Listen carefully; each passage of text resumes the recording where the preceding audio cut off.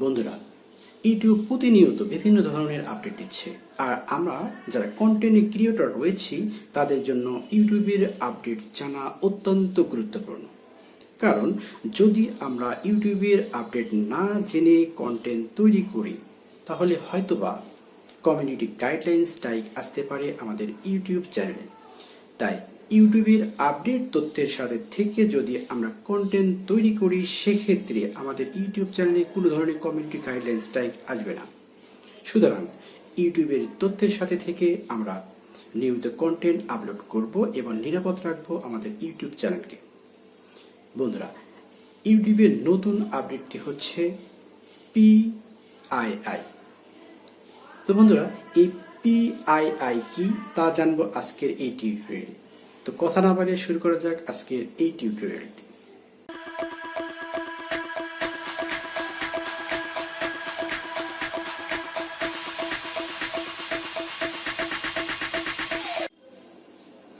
PII এর পূর্ণরূপ হচ্ছে পার্সোনালি আইডেন্টিফিকেবল ইনফরমেশন, অর্থাৎ ব্যক্তিগত শনাক্তকরণযোগ্য তথ্য। অর্থাৎ এটি কোনো ব্যক্তির বাড়ির ঠিকানা, ইমেইলের ঠিকানা, মেডিকেলের record, phone number, passport number বা কোনো ব্যাংকের তথ্য যদি আমরা ইউটিউব চ্যানেলে শেয়ার করি তাহলে আমাদের ইউটিউব চ্যানেলে কমিউনিটি গাইডলাইন স্ট্রাইক আসতে পারে।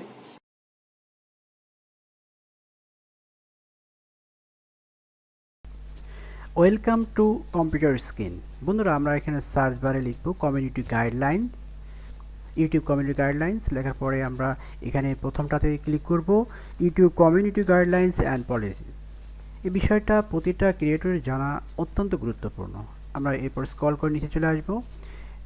নিচে আসার পর আমরা এখানে একটু দেখব, আর একটু স্ক্রল করে নিচে আসব। এখানে লেখা আছে দেখেন, ভায়োলেন্ট অর ডেঞ্জারাস কন্টেন্ট। এরপরে আমরা এইটাতে দেখব হ্যারাসমেন্ট অ্যান্ড সাইবার বুলিং। এই অপশনে ক্লিক করব। ক্লিক করার পরে একটু স্ক্রল করে নিচে চলে আসব। আসার পর এখানে ডাউন এরোতে ক্লিক করব।